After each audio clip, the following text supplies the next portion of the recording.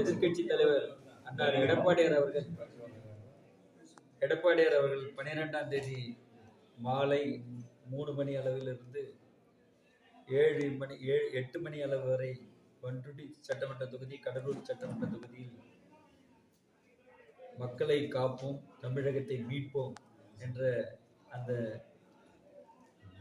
கோஷத்துக்குண்டான மக்களை காப்போம், தமிழகத்தை மீட்போம் என்ற அடிப்படையில் மக்களை சந்தித்து, பொதுமக்களை சந்தித்து, கழக நிர்வாகிகளை சந்தித்து ஆளுங்கட்சியினுடைய நடவடிக்கை தோலுறுத்தி காட்டி மக்களை ஒட்டுமொத்த தமிழகமும் சீர்கெட்ட தமிழகமாக இந்த ஆட்சியாளர்கள் கொண்டு சென்றிருக்கின்றார்கள் என்பதை சுட்டிக்காட்டி எடுத்துரைத்து புரிய வைத்து தெளிவுபடுத்தி அந்த நிகழ்வுக்காக மாண்புமிகு நமது எதிர்க்கட்சி தலைவர் அவர்கள் 12ஆம் தேதி கடலூர் சட்டமன்ற தொகுதிக்கும் பண்ருட்டி சட்டமன்ற தொகுதிக்கும் வருகியுள்ளார்.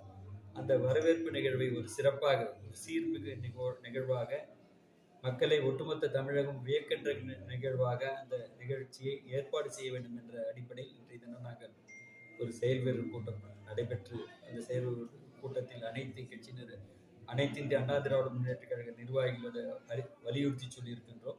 அந்த ஏற்பாடு நடைபெற்றது.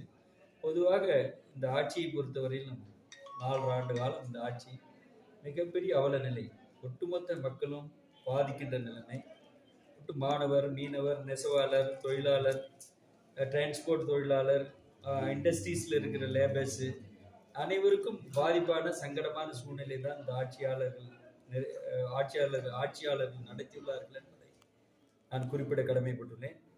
லாக்அப் டெத் கிட்டத்தட்ட 24 டெத்து, 23 மேற்பட்ட டெத்து நடந்திருக்கு.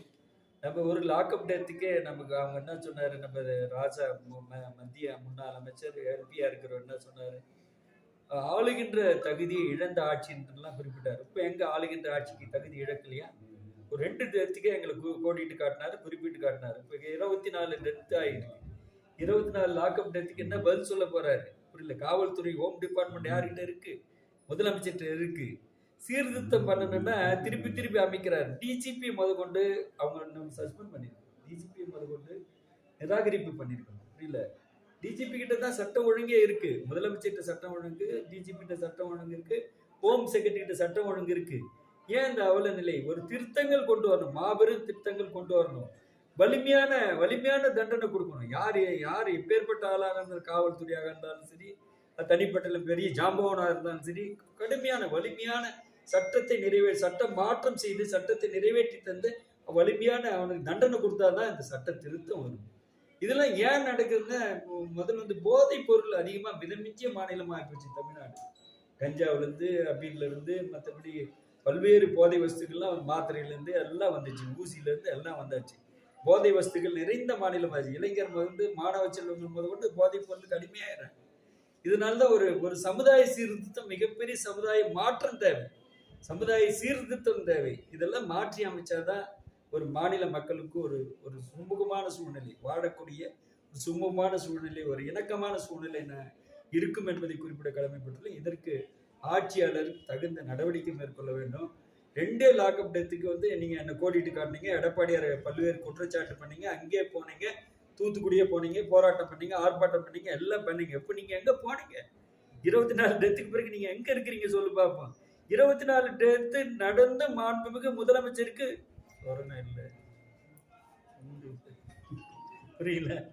புரியல 24 டெத்து நடந்த பிறகு அவருக்கு உயிர் கொண்டு எழுதணுமா இல்லையா? இனிமேல்பட்ட அதுக்கு தடை உத்தரவு வேணும். சீஃப் செக்ரட்டரி கன்சல்ட் பண்ணி மீட்டிங்கை போடு, சட்டத்தை வலிமையாக்கி, எப்பேற்பட்ட ஆள் சொன்னாலும் கேட்காத. புரியலையா? விட்டு கொடுக்கறதுனால தன்மை. யாரோ ஒருத்தன் சொன்னதுக்காக அந்த நகை கண்டுபிடிக்கணும்னு அஜித் என்ற ஒரு இளைஞர் போயிட்டான். புரியல. அவன் இளைஞர், அவனுக்கு 25 வயசு 28 வயசு தான் இருக்கும், காவலர் போயிட்டான். இந்த மாதிரி எத்தனை டெத்து நடக்குது? ஏன் இப்படி இருக்கிறாங்க? டெய்லி கொள்ளை, கற்பழிப்பு, நகை திருட்டு. புரியல. இந்த மாதிரி நகை வேலை வேற, பவுன் வேலை வேற ஏறி போனாலும் அவன் 4 பவுன் திருடுனா இதுக்கு 2 லட்ச ரூபா பணம் இருக்குன்னு தாராளமாக போகிறான். இந்த சூழ்நிலையெல்லாம் மாற்றி அமைக்கப்படுவதற்கு மாண்புமிகு முதலமைச்சர் ஒரு கடுமையான சட்டத்தை கொண்டு வரப்பட வேண்டும். கடுமையான சட்டம் போட்டு தண்டனை அதிகப்படியான மிதமிஞ்சிய தண்டனை, அது உச்சபட்ச தண்டனை கொடுத்தாதான் அந்த மக்கள் திருந்துவாங்க. தமிழ்நாட்டை திருத்த முடியும், தமிழ்நாட்டு மக்களை சுபட்சமாக வாழ வைக்க முடியும். அமைதியான மாநிலம் என்ற பெயர் பெற்ற மாநிலம் தமிழ்நாடு அமைதி பெற்ற மாநிலம். இண்டஸ்ட்ரீஸ்லாம் ஏன் வராங்க? அமைதியான மாநிலம் தான் இண்டஸ்ட்ரீஸ்லாம் வந்தாங்க. அந்த மாநிலத்துக்கு மீண்டும் வழிவகுக்க வேண்டும் என்று மாண்புமிகு முதலமைச்சர் அவர்கள் கடுமையாக எச்சரிக்கிறோம். அது ரூட் கிராஸ், எங்கே போதைப் பொருள் வருது, உருவாக்கப்படுது, அதுக்கு யார் காரணகர்த்தா?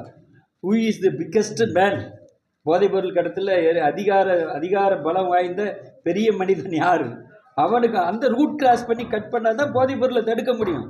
சும்மா சினிமாக்காரன் அவன் இருக்கிறவன் கீழே இருக்கிறவன் இதில் இருக்கிறவன் உனக்கு பிடிக்காதவன் பிடிச்சவன் புரியல இதெல்லாம் உள்ளே போட்டுருந்தா இது நடக்காது. ரூட் கிராஸ் எங்கே, எந்த நாட்டிலேருந்து எந்த நாட்டுக்கு போதைப் பொருள் வருது, எந்த நாட்டில் யார் நைஜீரியாவில் உற்பத்தி ஆகுதா, அங்கே உற்பத்தி ஆகுதா, அதில் யார் ஹையஸ்ட் டாப்பஸ்ட் மேன் யார், அவனை பிடிச்சி உள்ளே போடு. புரியல, அவனுக்கு தண்டனை கொடு. புரியல, சர்வதேச நீதிமன்றத்தில் அவனை நிறுத்து, சர்வதேச நீதிமன்றத்தில் நிறுத்து. அப்படி நிறுத்தினா தான் போதைப் பொருள் ஒழிய சும்மா இடையில் இருக்கிறாரு 3ஆம் தரப்பால் 4ஆம் தரப்பால் 2ஆம் தரப்பால்லாம் பிடிச்சி போட்டால் பயனே இல்லை. எங்கே ரூட் கிராஸ் கண்டுபிடி, ஃபைண்ட் அவுட் பண்ணி. டெக்னாலஜி கூடி இருக்குது. புரியல, டெக்னாலஜி கூடி இருக்குது. புரியல, சிந்தூரில் போய் அடித்தாங்களே, டெக்னாலஜி கூட வந்தாலும் அடிக்க முடிஞ்சு. தீவிரவாதி போயிட்டு பாயிண்ட் அவுட் பண்ணி பண்ணுறல, அந்த மாதிரி பாயிண்ட் அவுட் பண்ணணும். ஹூ இஸ் யார் இந்த போதைப் பொருளுக்கு உடந்தையாக இருக்கிறவன், எங்கே போய் வாங்கிட்டு வரான், எந்த கண்ட்ரியில் வாங்கிட்டு வரான், எந்த கண்ட்ரிலேருந்து எந்த கண்ட்ரி வழியாக உள்ளே வருது, எந்த பார்டரில் இருக்கிற ஆள் செக்யூரிட்டி பண்ணியிருக்காங்களோ. நம்ம தமிழ்நாட்டில் இருக்கிற ஆள் உள்ளே வரும்போது நீ செக்யூரிட்டி பண்ணி அவனை தடுத்து எஸ்கேப் பண்ணி அவனை கொண்டு வந்து நிலைநிறுத்தி கோர்ட்டு நீதிமன்றத்தில் நிறுத்தி தண்டனை வலிமையாக்கி கொடுத்தால்தான் போதைப் பொருள் முற்றிலும் ஒழிக்கப்படும்.